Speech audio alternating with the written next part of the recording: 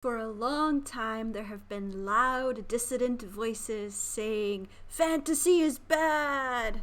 Games are bad! There was a thing called the Satanic Panic. Maybe you've heard of it. And there have been other and continue to be more moral panics. Moral panics that, since that time, have been breathing fear. So much fear. This is a conversation that goes into theology, the storytelling theologians, the call from Jesus to disrupt the systems, loneliness in a hyper-connected world, and a healthy way to work through trauma through tabletop games such as Dungeons and Dragons. This is a hopeful, encouraging conversation for Christians who felt curious about tabletop gaming but maybe felt afraid to jump in, or for people who already love it and are looking for more faith community in their life. Derek White, the Geek Preacher, is a lovely guy and I really enjoyed talking to him. So welcome to the conversation. Hello and welcome to this podcast conversation of the Epic Kate Show. Woohoo! Yes! Welcome to my YouTube channel, Derek, aka the Geek Preacher. Thank you, Katie. Thanks for having me. Oh, it's so cool to talk to you. I really enjoyed just hanging out and getting to know you. I just felt like we could have talked for days straight. Hey, in today's world, I don't get to talk to a lot of people a whole lot in crowds or situations like I'm used to because the world's crazy now. So yes, I will talk people's ear off, especially when I can have adult conversations. I hear that. So it's just such a special thing that you do to connect with people through gaming, especially role playing. And something that you said earlier was that gaming is at the core of who we are. And I'd love to hear more of your thoughts about that. Well, I've thought this for a long time, but I picked this up especially from a professor of religion in Texas. His name is Dr. Joseph Laycock. And one of the things that he pointed out is that gaming is where all of our rituals really begin, whether they're political rituals, whether they're religious rituals, or just spiritual traditions. They begin in the world of play. And so play is at the heart of who we are.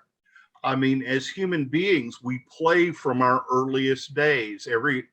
Seeing a child laugh when you just roll a ball across to it when they're just a toddler, when the child's just little bitty, that is part of who they are.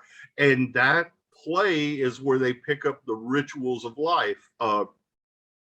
If you just think about watching children play at cooking when they're little, they'll see you cook and then they turn it into a game, and that becomes part of a ritual.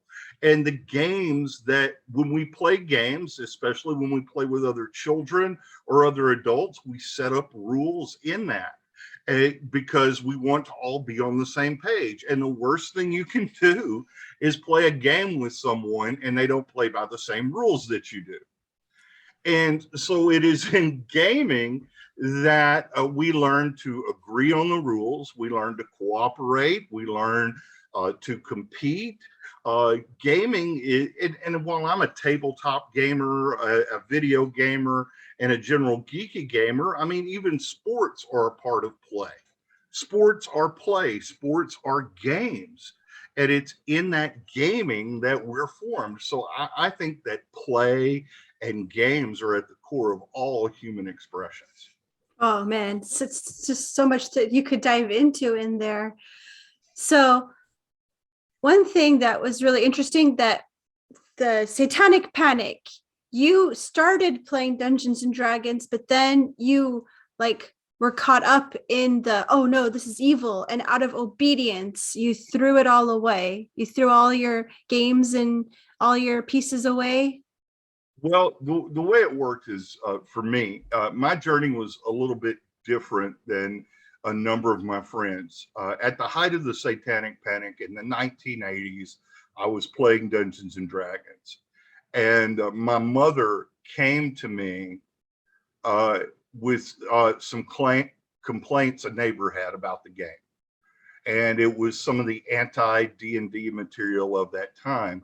And to my mother's credit, she went through all of my books on her own, and she said, this is absolutely ridiculous, and she let me continue to play.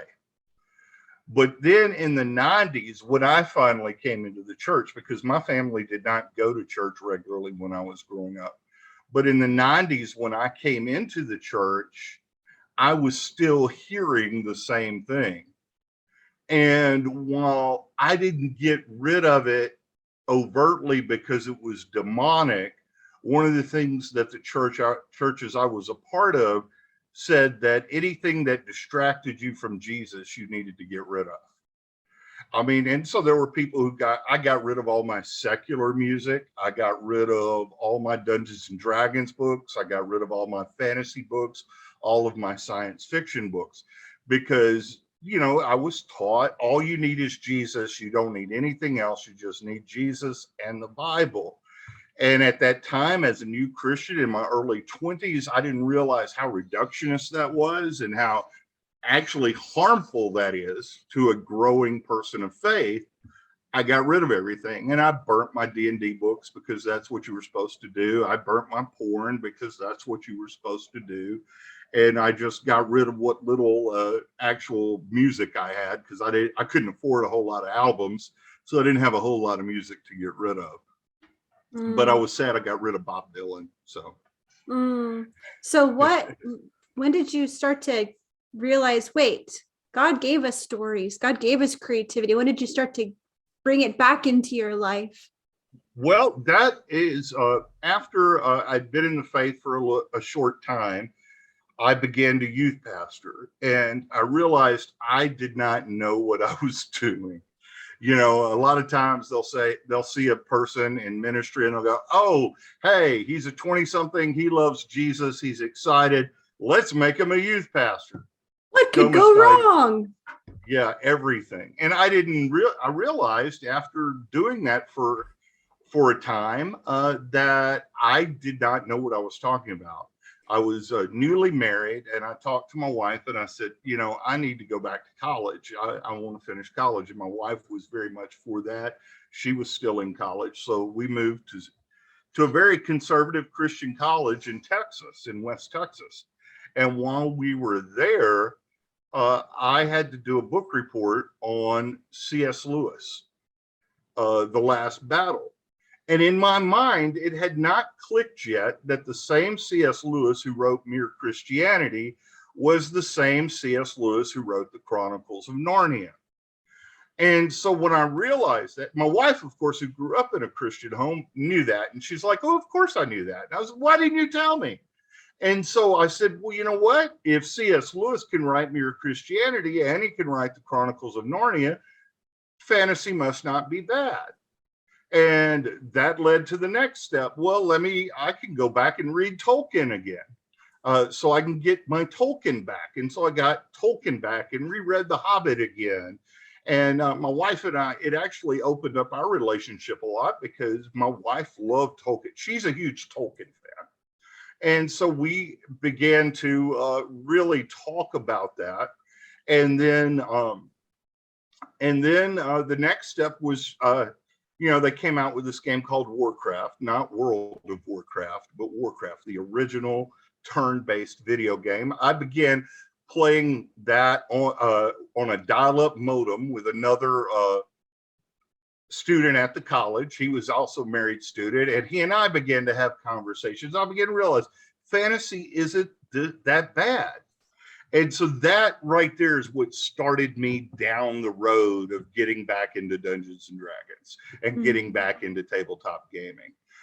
Fantasy by Christian authors was my first step into that. And that's a perfect segue into the documentary that you are involved in, The Fantasy Makers.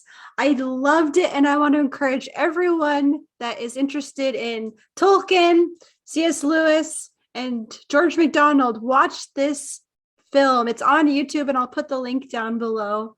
I wanted to ask, this beautiful film, the power of magic, creativity, stories, just what did it mean to you to participate in this project? Well, it's the first project of that kind that I'd ever done. And so, honestly, I was just hugely honored to be a part of it. I was surprised that they would ask me, but I met the filmmakers while they were working on a different documentary. They were at Gen Con, a large gaming convention in the US. And they came by and met with me because I knew the person they were working on another film with. And we began to talk, and they invited me to be a part of the Fantasy Makers. So one, it was a huge honor, but it was just, I mean, it was just fun talking about Tolkien.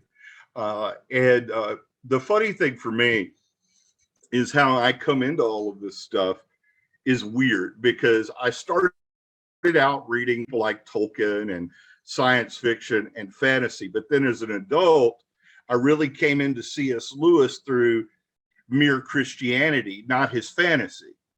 Well, it was funny when I began watching the documentary in its early stages and they began talking about George MacDonald. I was familiar with George MacDonald, but not because of his fantasy writings, but because I'd read his unspoken sermons.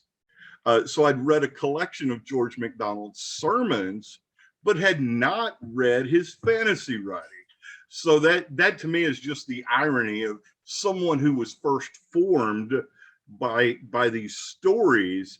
These authors who are storytellers are also theologians.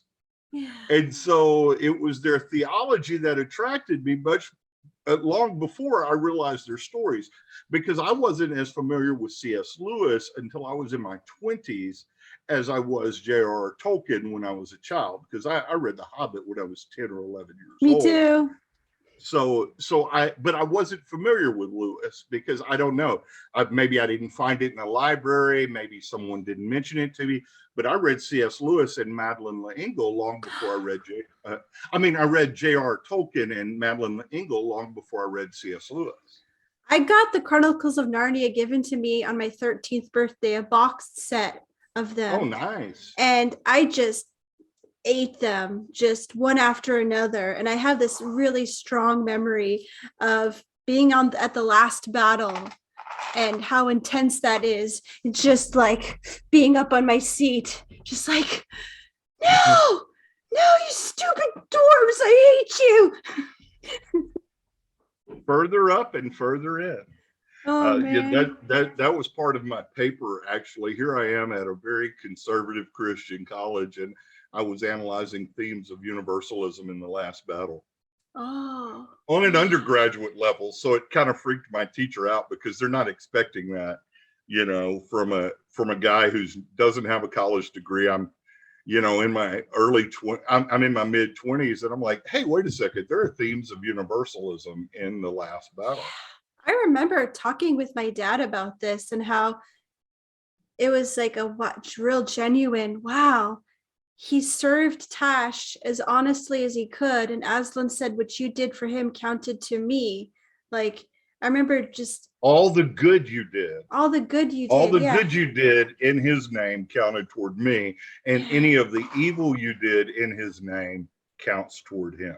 Oh, I love that. And it's just, but it's really easy in evangelicalism to just live in this double think, dualism, like, well, that's fine and well, but like right. to just block it and like, nope, it's just, I just had a conversation with a friend of yours. I believe he's a friend of yours, Pastor Jeff from Chosen Family Church.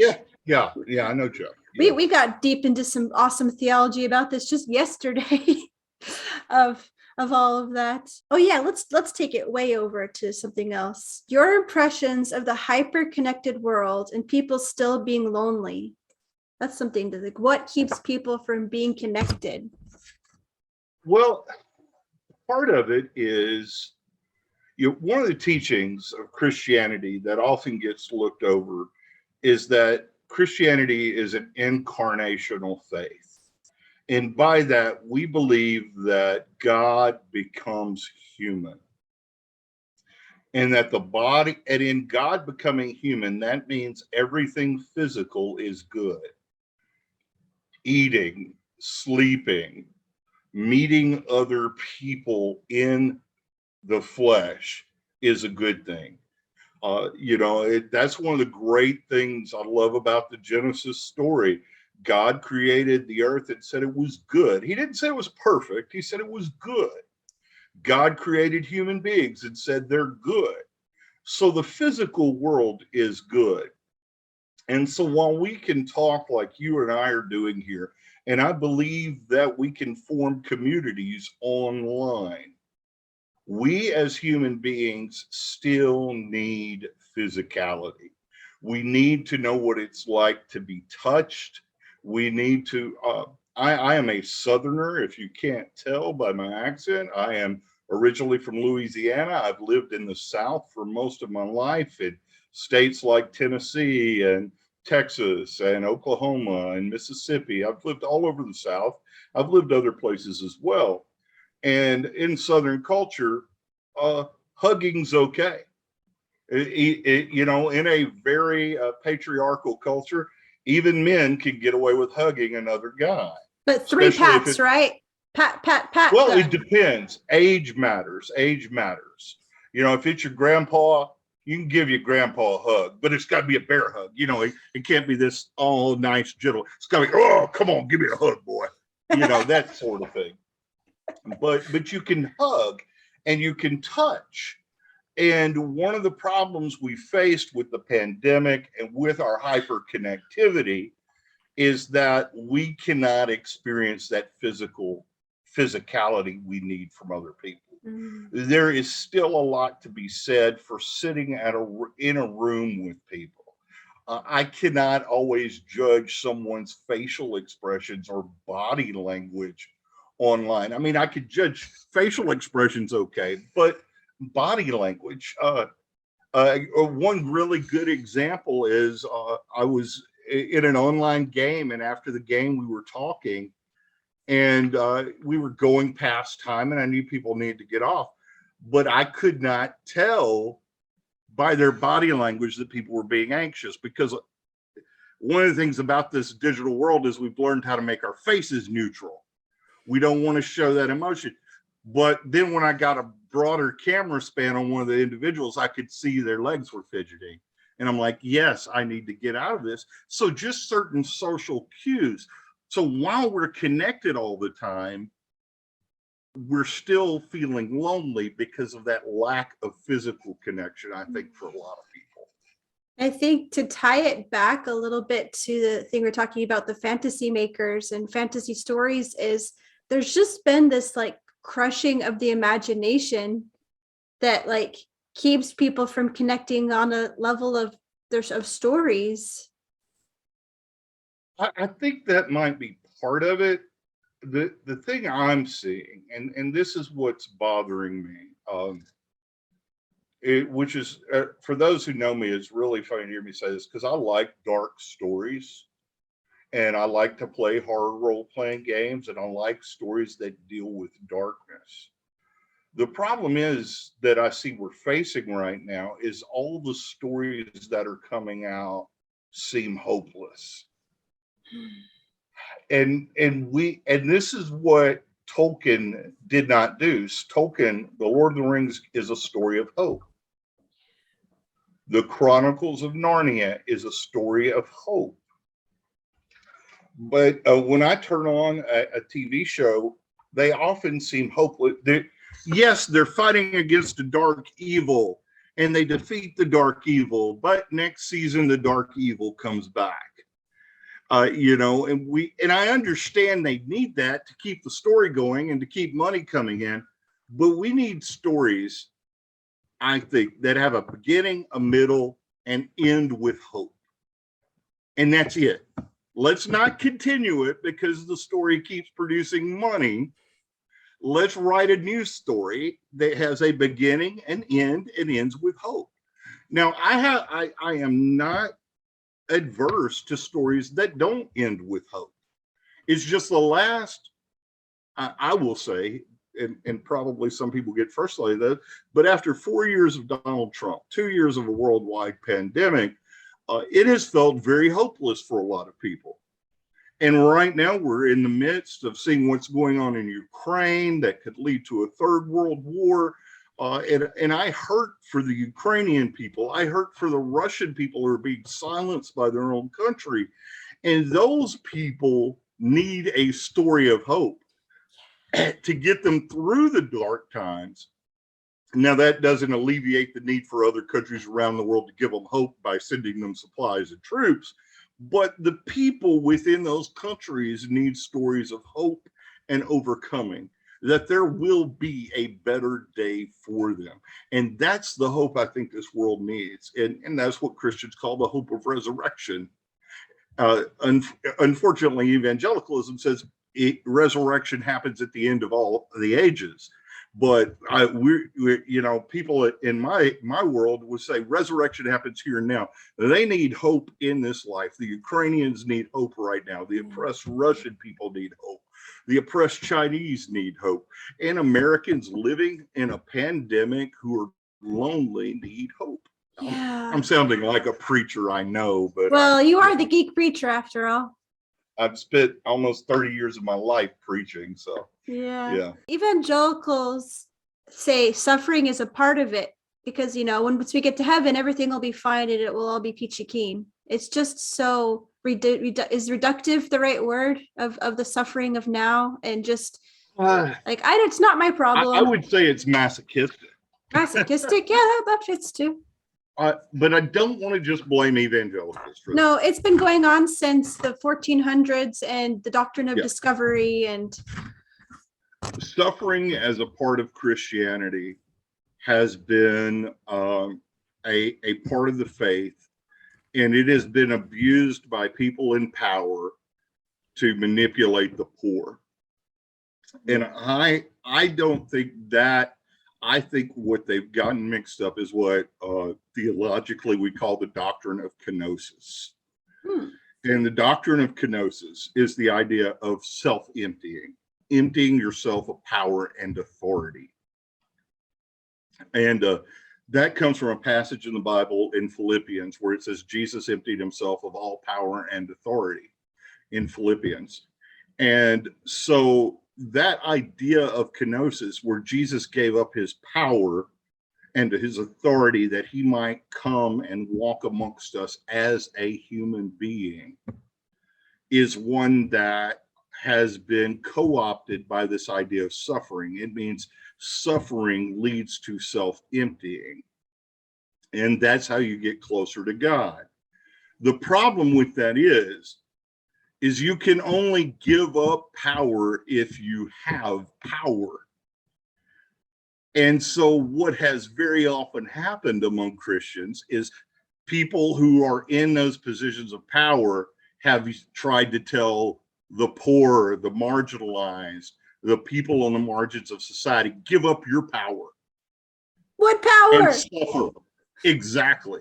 And so they don't translate it as power. They say you just need the suffering, because suffering in this life will get you to the next life. And then you'll be in heaven and everything will be better and your rewards will be greater. And when in reality, what's happening is people like Jeff Bezos need to give up all their wealth and all their position and all their influence. I was reading an article recently how Jeff Bezos's ex-wife has given away, these numbers may be wrong and somebody could check me on this, but for example, Jeff Bezos's wife, she got $32 billion in the divorce settlement. $32 billion. She's trying to give away as much as she can, right? She's given away $6 billion. So you'd think she should roughly have $26 billion, right? No, now she's worth $48 billion. Because you cannot give the money away fast enough, because so much of her money is based on income that keeps producing. It's in investments and it's in stocks and all of these things. It's all in this money that just keeps growing and growing and growing. And that's a cancer. That's a cancer on that. So if you truly want to give up all your power and all your wealth, trade in all those stock options, turn it into liquid cash, and start building homes for the poor. Start building homes for the houseless. Start feeding the hungry. You could do it, but it would disrupt our system so much. But that's what Jesus did. And I think that's what Jesus calls us to, is disrupting the systems. Absolutely. And that process of disrupting, that process of building the houses, of seeing the needs and meeting them, that is such a beautiful way to alleviate that cancerous loneliness. People connected over a common theme, and it's not the common thing of being bitter about what the evangelicals have done now and what crap they're spewing about whatever now. It's like, no, we just got to focus on the doing. Yeah. You've got a man like Elon Musk who's giving rich people free rides to space. Why don't you create hope in the world in a better way, instead of hope for another rich person to get on a spaceship and go into space for a little while? Why don't you create more hope for people? Why don't you build a free electrical grid for people? Just think of a wealthy person came down the road I'm living on in Nashville and fixed every roof on this house and installed free solar panels and paid for it and took us all off the grid. What that would save. And they could do it. They have enough money to do it for entire cities. Can you imagine, Bezos increasing the satellites and giving free internet access all over the world, and then giving up the power over that system so that he can't shut it down when he wants to shut it down and I'm sorry, I sound like an anarchist, don't I? Create satellites that give us free internet access all across the world, but then open source it so that the people control it instead of one person in power who could shut it off at the snap of a finger. But what you're saying sounds an awful lot like socialism. If power to the people is socialism, then I'm a socialist. Sign me up. I don't consider myself a socialist in the sense, because what I hold to is a form of Christian anarchy.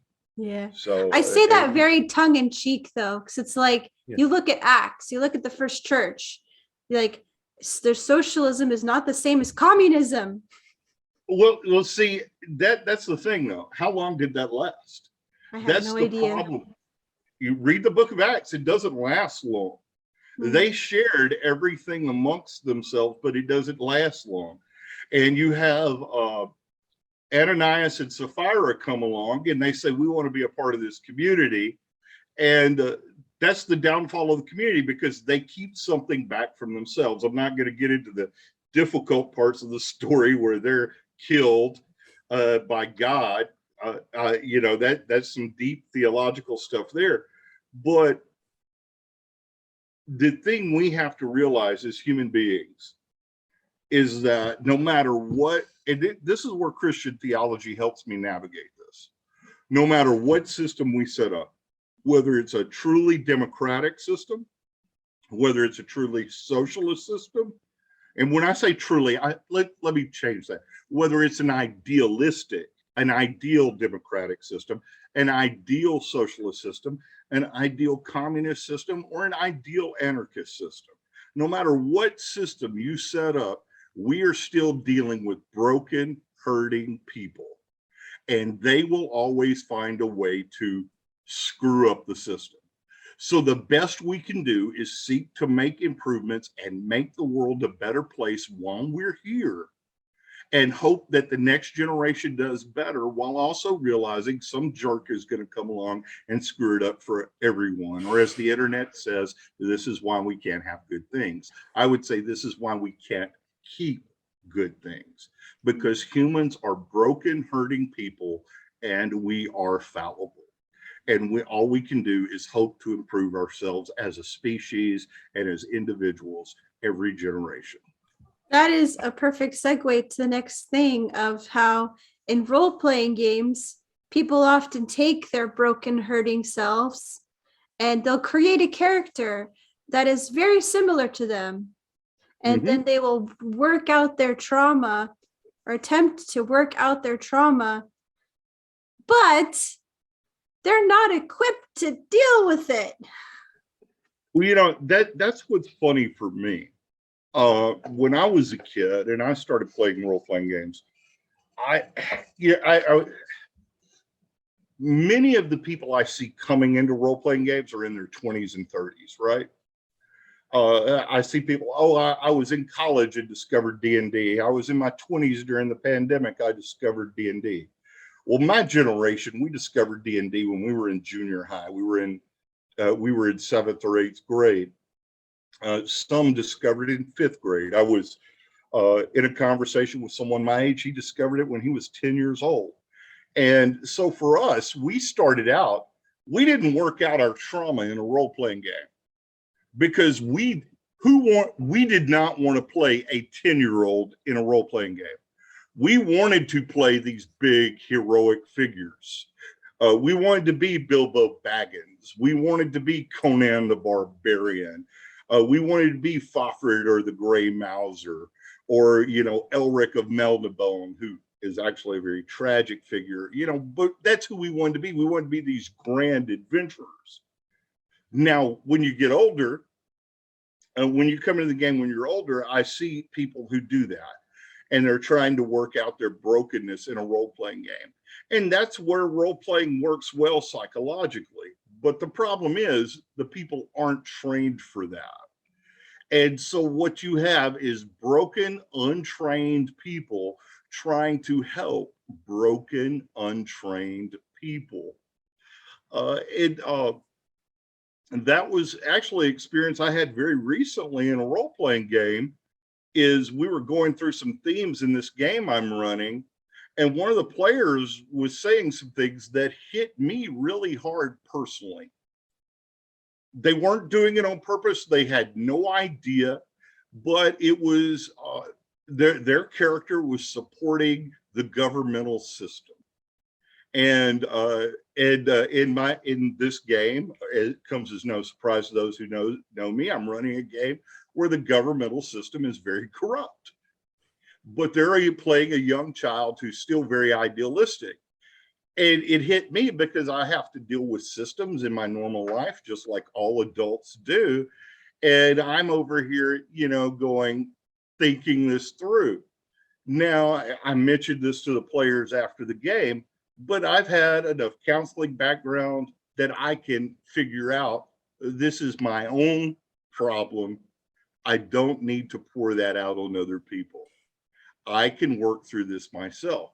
The problem is when I see 19, 20, 21-year-olds talking about all the trauma they have in their games and they're running their games for each other, it becomes this cycle of just painful.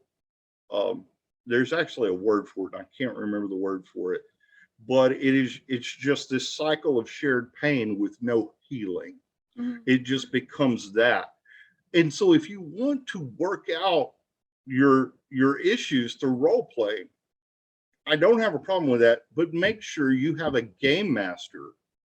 Make sure you get a licensed counselor to do that. Someone who has the training and the skills. And they're out there. Game to Grow is a great organization that offers that. They mainly work with children, but you can find resources for adults as well. I think this is really great to help trans youth. I think it's great to help people with various disabilities. I think it's great to help people of color working through those things. But make sure you've got a trained counselor leading the session who is not going to bring their own trauma into the game. And that is the key. That's the key. Just so many things that people have inside of them that just bubble out, and being in this session where you're maybe talking with an accent and imagining yourself 7 feet tall, wings, scales, whatever, you're just like finally able to say it. It must feel so amazing. It is free. I mean, honestly, it helped me long before we talked about this. I mean, I was able to play a character in a game.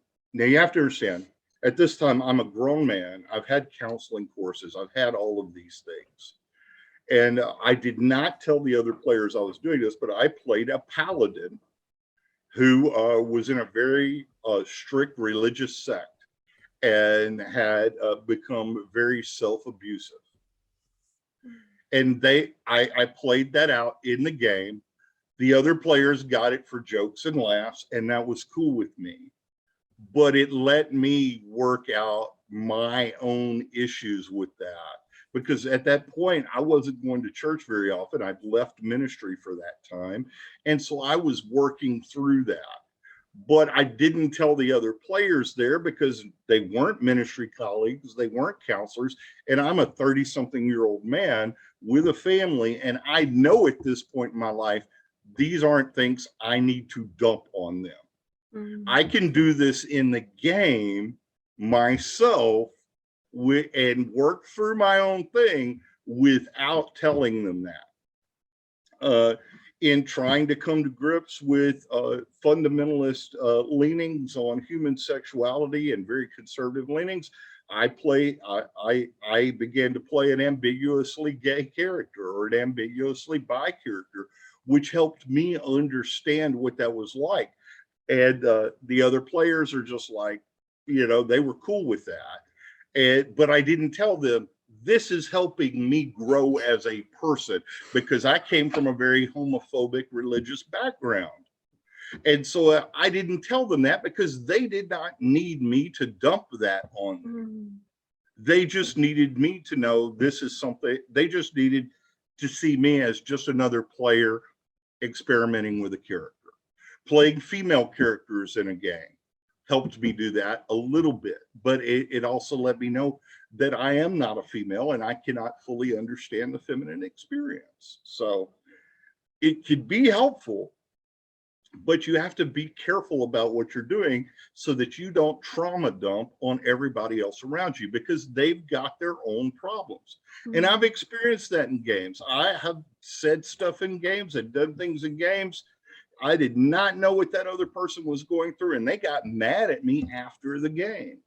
And I didn't mean anything by it. I wasn't being cruel about it. I even mentioned it in a sermon at Gen Con once. I was in a game, and I made a rude remark just because I was being an asshole. But I just meant it as a joke. I didn't mean to hurt the other person's feelings. And then when we took a break and we're standing outside, this person was mad at me because they thought I was attacking them as a person instead of just joking about their character. I did not mean to really attack them personally.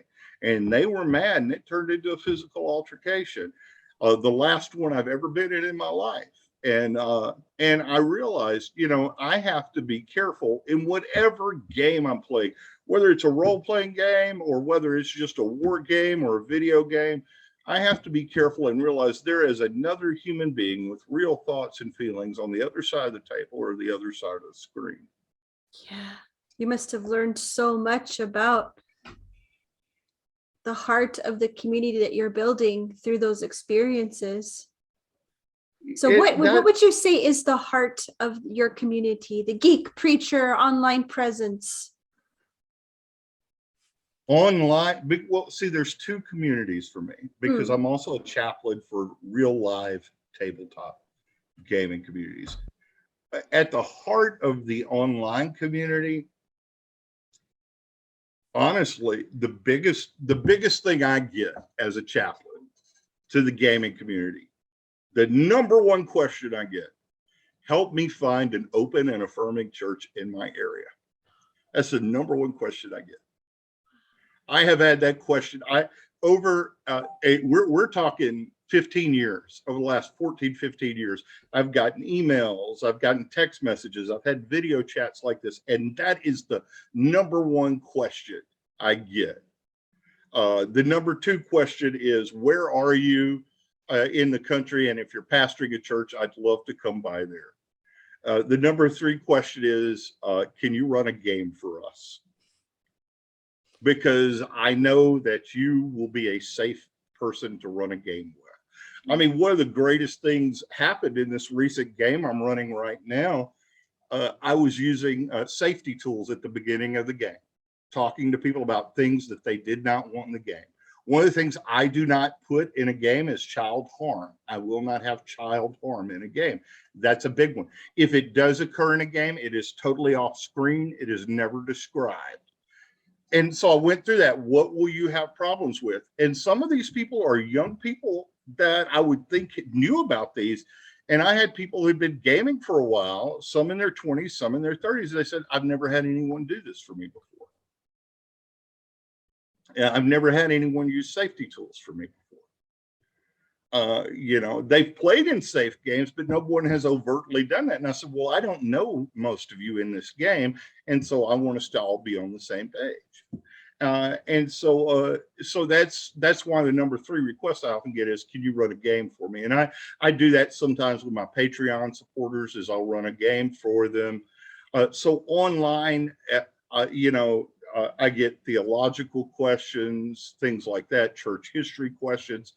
And then a lot of times I just get people who just need someone to talk to. That's the pastoral role that chaplains serve. Now, in the face-to-face actual tabletop community, I lead ecumenical worship services or interdenominational worship services at gaming conventions. So because most gaming conventions end on a Sunday, and people of faith that are used to going to church on Sundays, they still want that consistency in their lives. And they want to be able to worship with their other friends in that community that they don't get to see, because Christian gamers often seems like a small subsect of gaming. It's much larger than people think. And so I will hold ecumenical worship services. I do that at GaryCon. I've done that at Origins. I've done that at Gen Con. And so I will lead those worship services. And then part of that is I've been doing this for so long. I know people in the industry. And while they may not attend a church, they still need a pastoral presence in their lives. So when they are going through problems at work, they call me up. When they're going through marriage difficulties, they call me up. When a family member dies, they call me up. It's very much a traditional pastoral role, except I'm not seeing these people every week. I might see them only 2 or 3 times a year, but I talk to them much more often than that. So that's awesome. So it sounds it's to a me weird, like crazy hybrid. It's just weird. So it sounds to me like the heart of your community is a safe space. Oh, most definitely.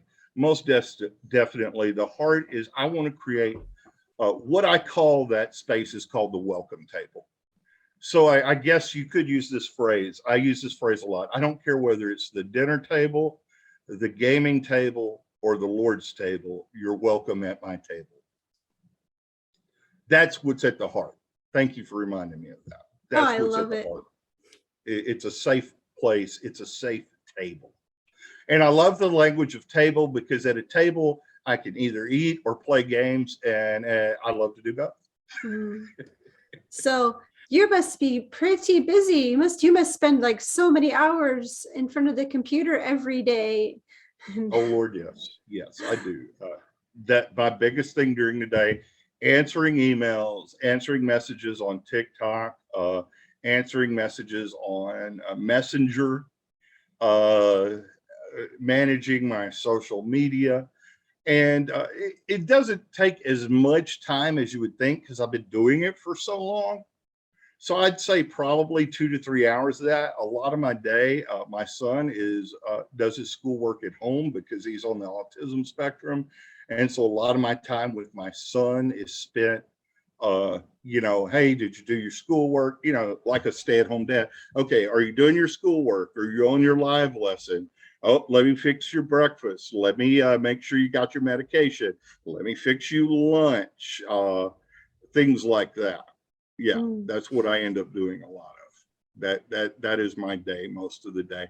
And then checking email, sometimes playing online games with people, prepping for games, because prepping for games takes time. When people say, hey, preacher, we want you to run a game for us, it can take me a little bit of time. Oh yeah, people really take it for granted how much work goes into being a DM. Oh, it's the same with preaching. I used to, people be like, oh man, you're only preaching for 15 to 20 minutes on Sunday. That's nothing. Not realizing, it might take me, for every 5 minutes I would preach, if I did a 20-minute sermon, for every 5 minutes, it would be 2 to 3 hours of prep. Because they don't know what you need to do, especially when you're like me and you're a geek and you want to make sure you don't misspeak. And I have misspoken many times and had to get up the next Sunday and said, okay, here is a correction to last Sunday's sermon. I said this, and I should have put it this way, or I should have said this, or I got this wrong because I misinterpreted that phrase. Because that's a part of the experience is correcting yourself. And you have to do that in a game too. That's one of the features I put in my tabletop games, by the way, is a rewind feature. Okay, we're going to rewind and we're going to reset because I screwed up as your game master.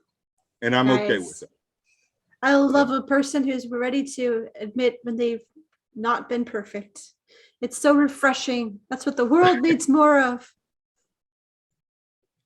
Yeah, I tell people, in my Christian tradition, the only thing God has called us to perfection in is love. And we're still going to screw that up. But the only thing God has called us to be perfect in is loving God and loving neighbor.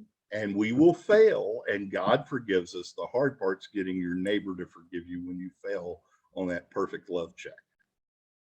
And it's like, if it's too ambiguous to figure out what it means to love God, then just focus on the people. That's like sometimes the best that we can aim for. And one of the hard parts I've had to learn is also, it's hard for people to love God and to love others when they don't love themselves. And helping people to understand they're worthy of loving themselves, which is something we in the Christian church don't talk about a lot. How self-care, self-love, those are important things too. Those are essentials for all of us. Yeah, absolutely. So I would love to hear about your upcoming project about the Satanic Panic.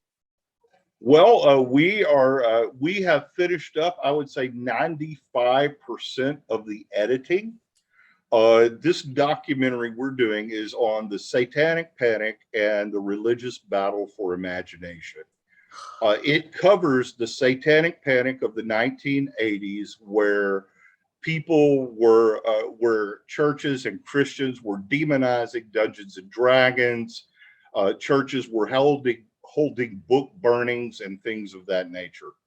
And so we're going through that. And one of the major things we're doing is we have interviewed people who worked for the company that made Dungeons and Dragons during that time. So we're interviewing people who worked there during what we call the first Satanic Panic of the 70s, the second one of the 80s.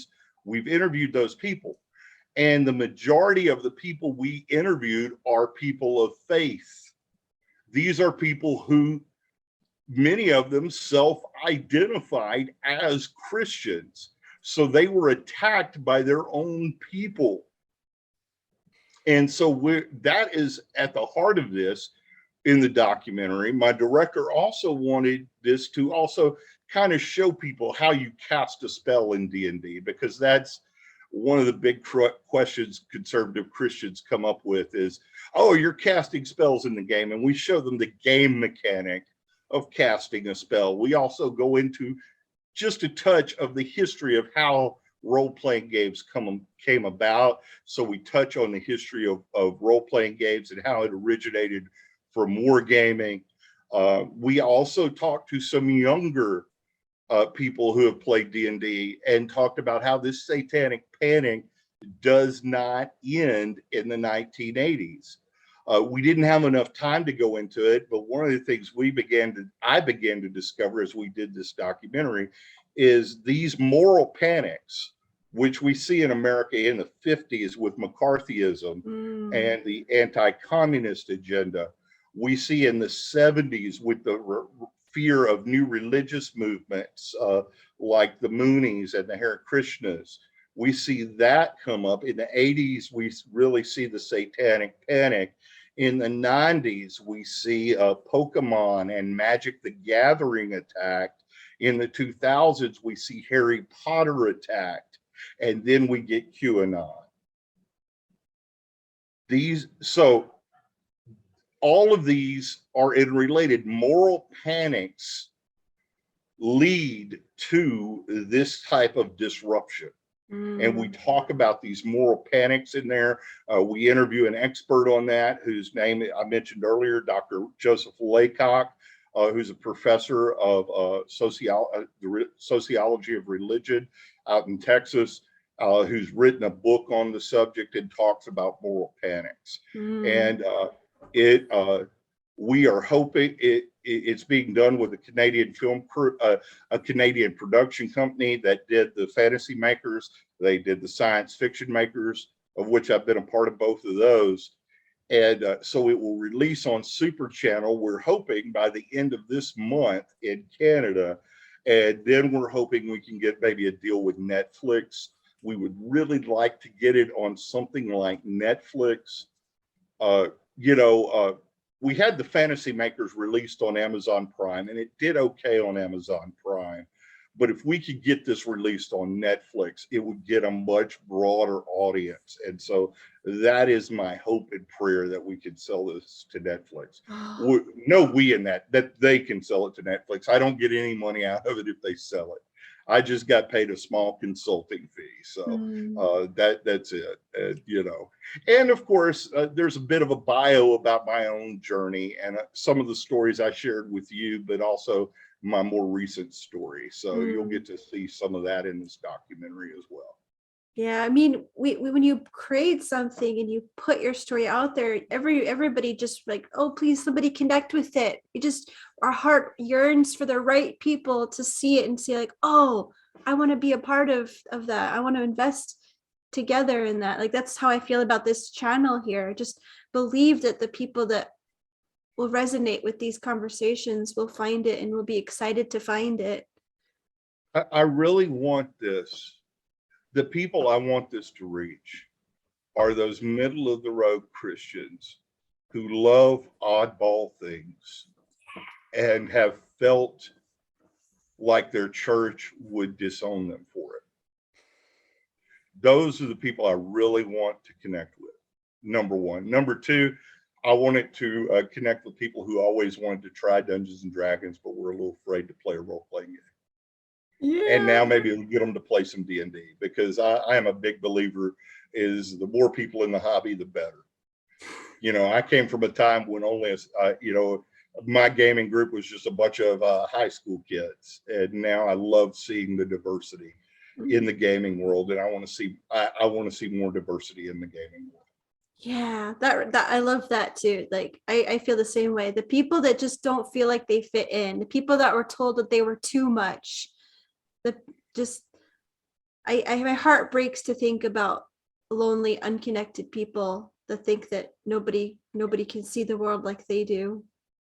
And that's one of the things, speaking of connection, and one of the things I hope to see, because on TikTok, I see creators trying to do all these meetups and everything that are in the D&D community. What I would tell them, instead of trying to create your own thing, go to a convention like Gen Con or Dragon Con or Origins or even Gary Con and meet up at these conventions and become a part of a community. Because there are older guys like me, I'm in my 50s, but there's some in their 60s.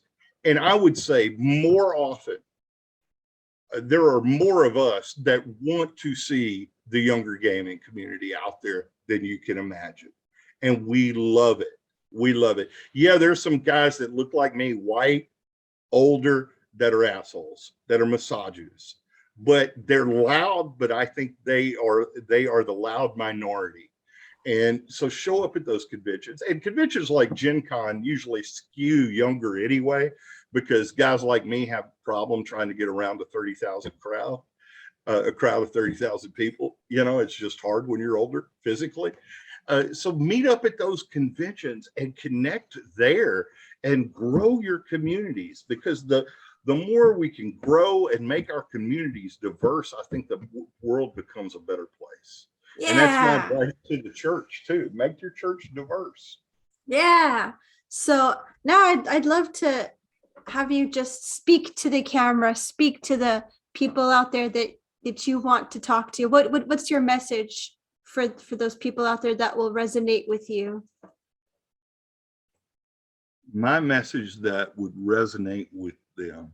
Trying to think of how to say this quickly instead of turning it into a sermon. Yeah. Like, I want you to know you are loved, you are seen, you're not too much. What people said made you weird is your superpower. That's part of my message. And that's a great message. You can't love others until you love yourself with all your warts and flaws and weirdness. So in order to love other people, learn to love yourself and to love your flaws and to love your own journey. God loves you no matter who you are, no matter what you are, and God loves you just the way you are. Like Mr. Rogers said, I love you just the way you are. I love you for who you are. And life is a journey of love. You know, yeah, you put me on the spot there. I mean, honestly, that's my message in a nutshell is God loves you and I love you just the way you are. Yeah. Thank you. You know, I do want people to embrace their flaws. That is the big thing I want people to do. Embrace those flaws instead of, you know, because it's those flaws, it's those cracks in us. I forget. There is a Japanese art form, and I forget the name of it. I know what you're talking about. And they fill in the cracks with gold in a broken dish. They don't get rid of the cracks. They don't get rid of the dish. But all of your cracks are filled in with gold. And let God and let others fill in the cracks in your life with gold. Mm. That's where I'm at. That's where I'm at. That's beautiful. Thank you so much. I just need more gold. To fill in my own cracks. Yeah, of course. It's so easy to hand grace out so liberally to others and be like, but me, I'm different. It's not for me. That's a great point. Offer yourselves grace. Give yourself some grace today. Mm. Yeah. That's good. That'll preach. Yeah, I still got a little bit of the preacher in me. That's okay. We need more preachers like you in the world, Katie. Especially women preachers. We do. We need more women preachers. We need more trans preachers. We need more womanist preachers. Yes, we need more preachers. Everybody's got a sermon to preach. It's something I was taught early on, and I think everybody has something to share. Yeah, actually, I'm a non-conforming woman. You know, I don't buy into all the beauty stuff, and I just decide myself, this is what it looks like for me. Good for you. Yeah. But yeah, this has just been so wonderful. I really appreciate taking this time. And is there any last thing that you wanted to say before we close on out? If people want to follow me online, you can find me as the Geek Preacher on TikTok and Instagram, or you can find me at Geek Preacher. And if you'd like to support the work I'm doing, you can go to patreon.com/The Geek Preacher. And if you're at Gary Con or Origins or Gen Con, you might be able to find me. So hit me up on social media. I'd love to chat with you. Great. Well, the way that I end my conversations is I give hugs. Hugs. Hugs. I love hugs. Hugs to you watching this. Yes, hugs to everybody. Hugs to everybody.